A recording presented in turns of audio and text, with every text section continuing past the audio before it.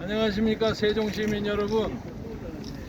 세종시청 안에 들어가서 기자회견하기 어려워서 밖에를 나왔는데 모처럼 눈이 내려서 제 눈에도 눈이 살살 떨어집니다.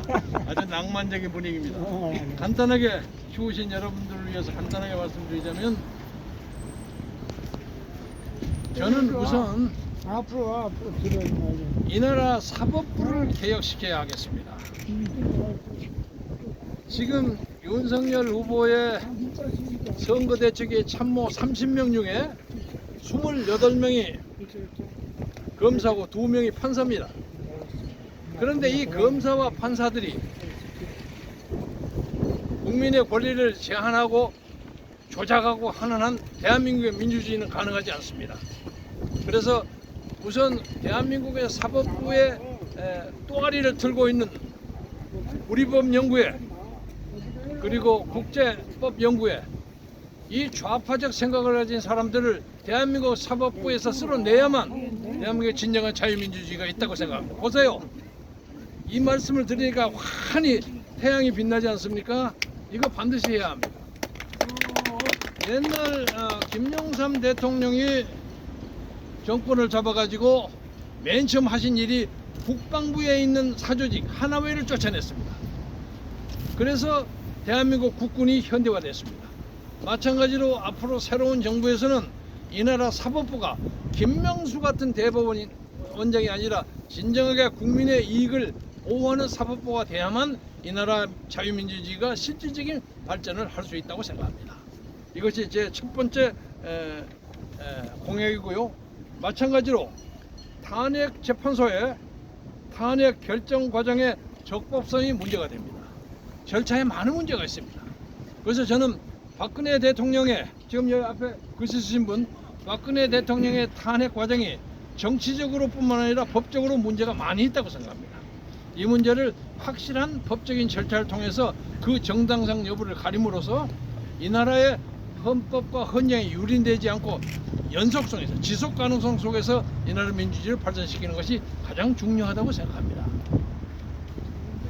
또 하나는 정권이 바뀌어지면 가장 중요한 게 국민의 안보입니다. 그런데 북한의 저 김정은이 같은 무슨 세습받은 왕자처럼 젊은 사람한테 대한민국이 쩔쩔매고 앉아 있어요. 이것을 잡기 위해서 우리는 강력한 안보와 국방 체제가 있어야 합니다. 그래서 여러분의 힘으로 제가 청와대를 들어가게 되면 우선 무조건 보따리를 사가지고 미국에 맨 처음 쫓아가겠습니다. 미국에 있는 바이든 대통령은 제가 30년 전에 잘 알던 사람입니다. 근데 그동안 크리스마스 카드 하나도 보내지 않고 해서 혹시 서먹서먹 할지는 모르지만 잘 아는 사람입니다. 그래서 바이든에게 한국에 핵무장을 하도록 해주든지, 우리 제한 조치가 있잖아요. 아니면 니들이 전술핵 전략핵을 한국에 단단히 넣어달라. 두 개 중에 하나 해달라. 여러분이 아시다시피 옛날 박정희 대통령이 미국에서 핵무장을 반대하기 때문에 몰래 비밀리에 핵무장 준비를 하다가 살해를 당했다는 그런 설이 있습니다. 저는 그 설을 꼭 믿는 것이 아니라 우리나라의 자위 능력을 확보하는 것이 대단히 중요하다고 생각하고 반드시 이것을 관찰하겠습니다.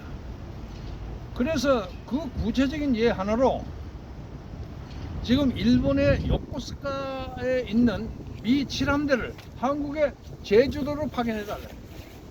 그러면 제주도는 굉장히 발전하고, 그리고 그것 때문에 대중국 방어선이 쳐집니다. 그러면 우리가 걱정할 것이 없습니다. 그렇게 함으로써 일단 국방을 안전하게 해야만 북한하고도 큰 소리 치면서 얘기할 수 있습니다. 그래서 이 문제에 대해서는 제1의 정당인 이재명 의원은 이런 건 감히 얘기하지도 못하고 택도 없고, 요새 국방 안보에 대해서 약간 강화를 하고 있는 제 기호 2번 윤석열 후보도 한미 동맹을 강화한다고 할지라도 저는 형식적인 것에 불과하다고 생각이 됩니다. 그래서 이 문제만큼은 국방에 대해서 철저한 확신을 가지고 있는 이 김경재가 이 문제를 해결할 수 있는 가장 적절한 인물이 아닌가, 그렇게 생각합니다. 여러분, 이번 선거는요, 아무리 말씀을 드리자면 이번 선거는 단순한 여당 야당을 뽑는 선거가 아니올시다. 자유민주주의를 뽑느냐 아니면 자유민주주의를 거부하는 사회주의 공산화 후보를 뽑느냐 하는 양단 체제의 전쟁입니다. 1950년에 6.25 전쟁 벌어진 이후에 70년 됐어요. 이제 우리의 자유민주주의가 고비를 하나 넘어야 합니다. 그 고비를 넘는 과정까지 많은 사람들이 희생했습니다. 이승만 대통령이 톡 차버리면 빠져버릴 6.25의 전쟁의 위기에서 나라를 구했고, 대한민국의 경제민주화는 박정희 대통령이 주도했습니다. 우리가 해방 당시에 세계에서 가장 밑바닥에 있는 가난한 나라를 지금 국민소득 3만 불 이상의 선적 수적의 턱에 걸려 있습니다. 턱에 걸려 있습니다. 이것을 4만 불, 5만 불로 올리면 우리가 영국이나 미국이나 이런 프랑스 같은 민주주의 국가로 나옵니다. 근데 이것을 잘못하면 우리는 저 베네수엘라나 아르헨티나처럼 떨어집니다. 그렇기 때문에 이것은 우리 민족의 생존이 걸린 선거입니다. 저는 지금까지 모든 여당 야당의 후보들이 다 이기는 사람이건 지는 사람이건 간에 대통령을 다 할 만한 사람들이었어요. 솔직하게 말씀드려서 저는 한때 노무현 후보를 지지해서 그를 당선시킨 사람이었지만, 당시에 건너편에 있는 이회창 후보도 대통령 하고도 남은 사람이야. 그런데 지금은 1번이나 2번에 간에 대통령을 전혀 해서는 안 되는 사람들이 맞죠?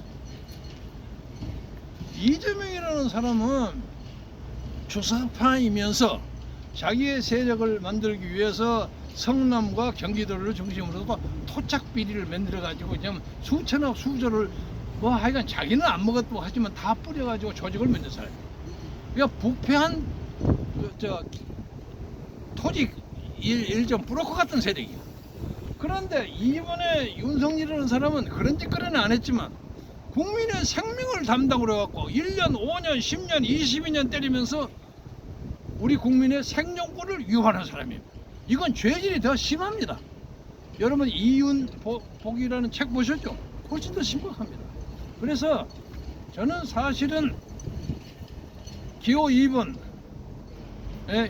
윤이 안 나오고 다른 사람이 나왔다면 그 사람하고 협조합니다. 그러나 윤만큼은 안 된다고 봅니다. 그래서 아까도 어떤 세종 시민이 그러면 정권 교체가 안 될 거 아니냐. 윤으로 정권 교체할 바에야 이 나라에는 유리 없는 혼란이 온다고 생각합니다. 그리고 지금 이 사람들이 죽게 알면 까무러치기 싸움을 하고 있어요. 윤이 되면 이재명이 감옥 가고, 이재명이가 당선되면 윤이 감옥 갑니다. 이런 극한의 대립을 김경재가 풀 수 있다고 생각합니다.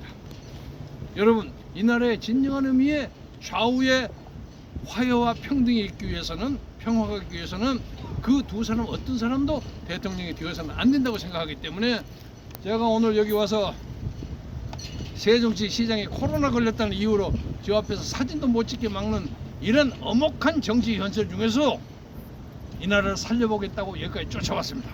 세종 시민 여러분, 그리고 충청도 도민 여러분, 그리고 국민 여러분, 김경재가 외치는 이 말씀을 깊이 생각하시고 나라를 위해서, 김경재를 위해서가 아니라 나라를 위해서, 자유민주주의를 지키기 위해서 기호 10번 이렇게 됩니다. 10번 딱 하고 공백 기호 10번에게 찍어주시면 여러분 기대에 어긋나지 않게 다음 오는 3월 10일에는 우리가 전혀 새로운 하늘에 전혀 새로운 청사진을 가지고 대한민국을 같이 끌어가는데 여러분과 힘을 합쳐서 전진하겠습니다. 대단히 감사합니다.